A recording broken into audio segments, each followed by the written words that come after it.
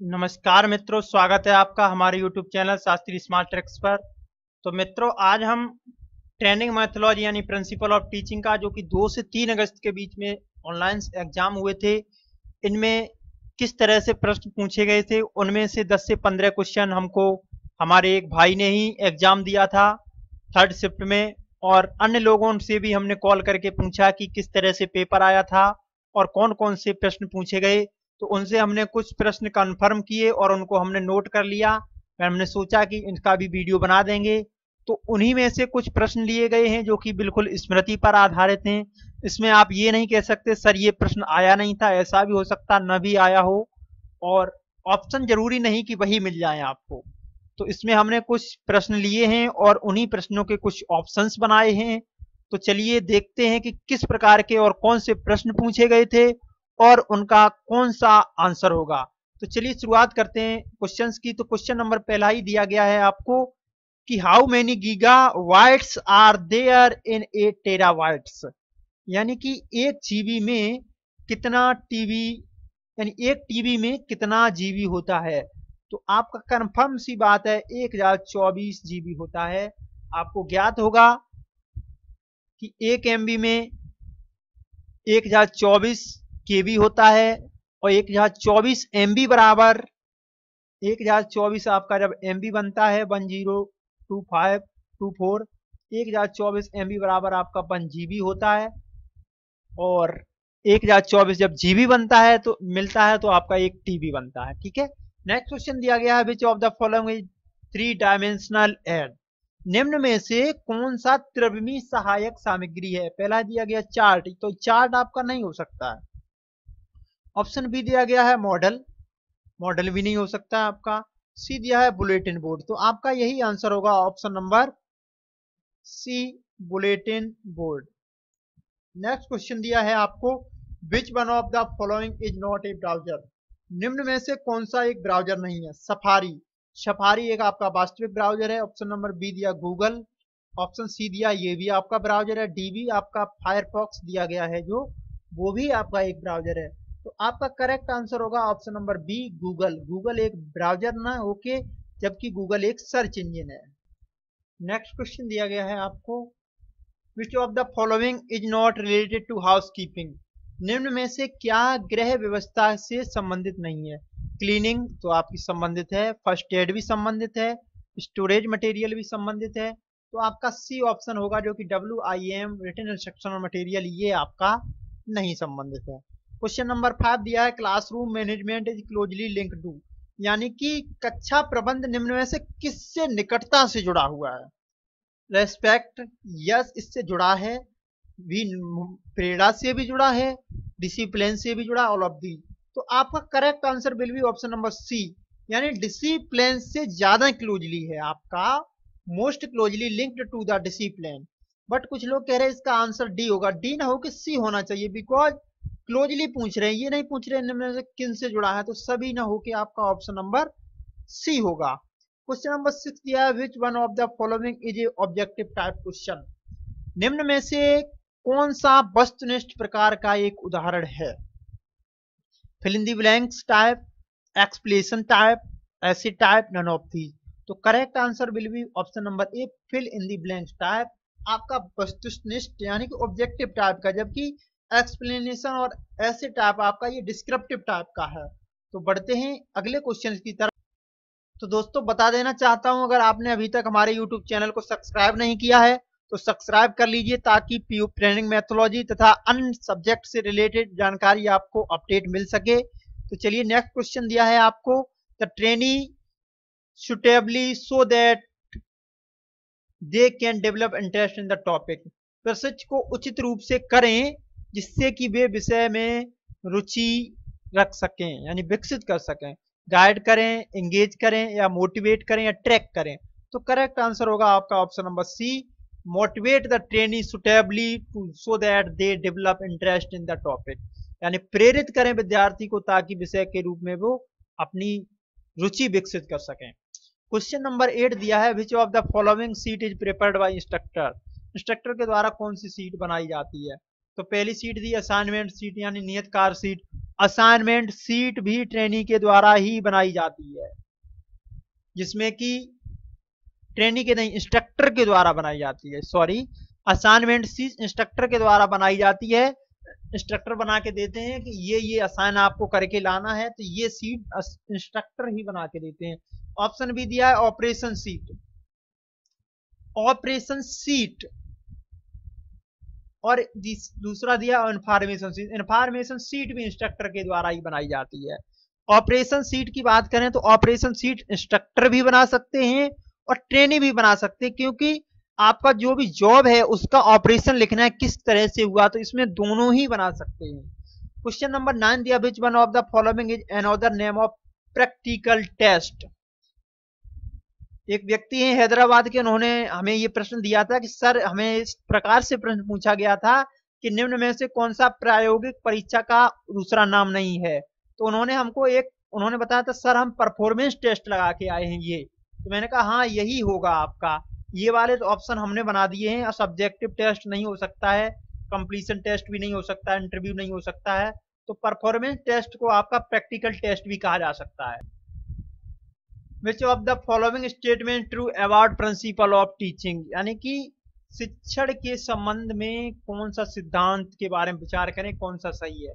Teaching from simple to complex, ये question हमने आपको पहले बता चुका हूं कि सरल से जटिल की ओर शिक्षण कराएं।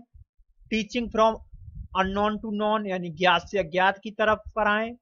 और टीचिंग इंडेफिनिट टू डिफाइन, यानी इनडिफाइंड टू डिफाइन, ये आपका आंसर गलत हो सकता है आपका, क्योंकि पहले निश्चित बताएं उसके बाद अनिश्चित बताएं।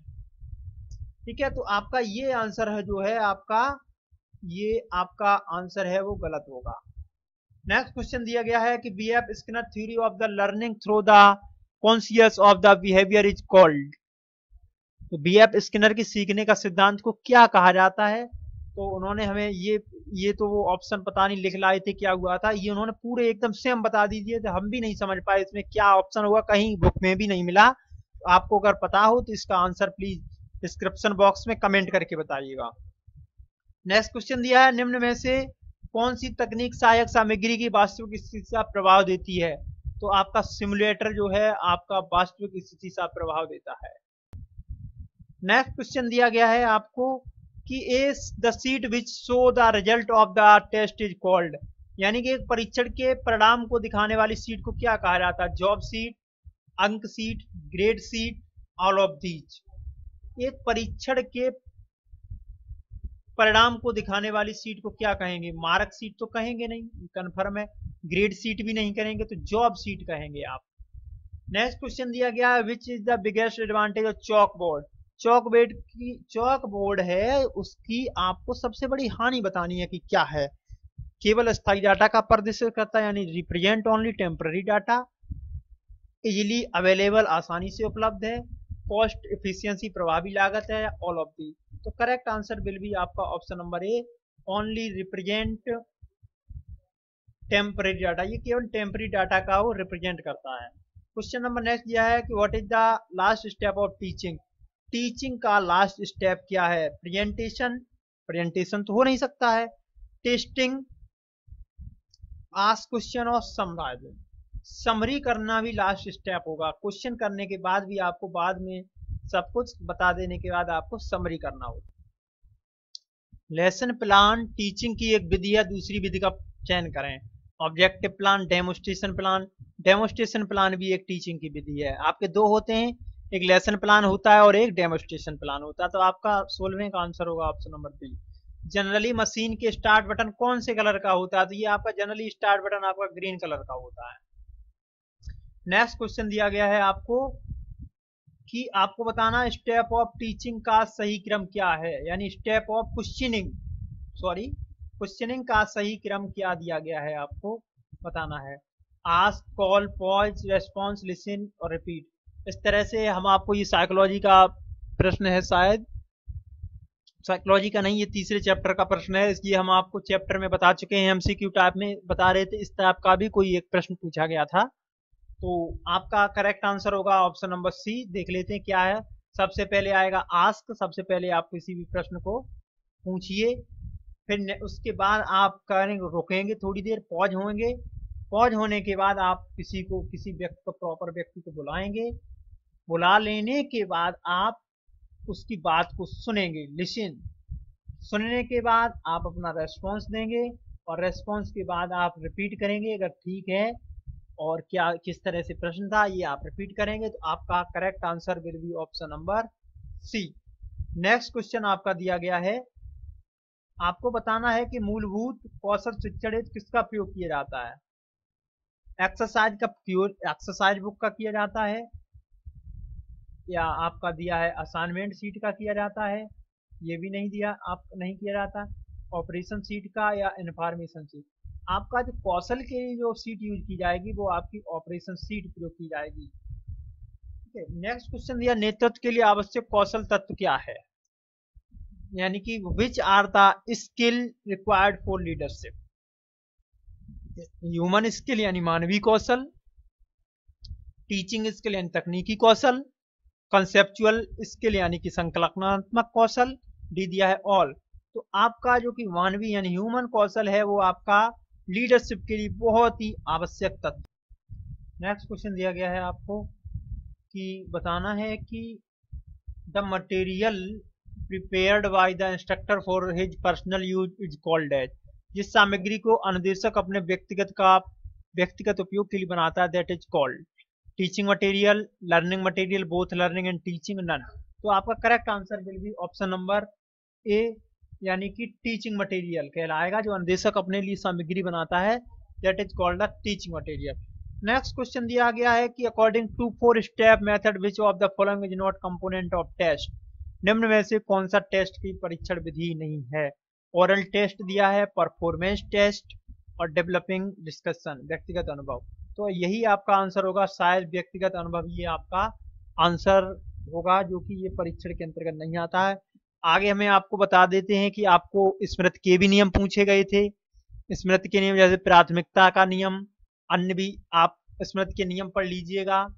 हमें एक व्यक्ति ने एक हमारे साथी हैं जो कि हैदराबाद से ट्रेनिंग कर रहे हैं, उन्होंने बताया था सर प्राथमिकता का नियम यानी स्मृति के नियम भी पूछे गए थे। तो हमने प्राथमिकता का नियम बुक से लिखा है कि प्राथमिकता नियम होता है कि मस्तिष्क पर एक प्रभाव डालने वाली घटनाएं जो लंबे समय तक मस्तिष्क में बनी रहती हैं, that is called the primary law of memory.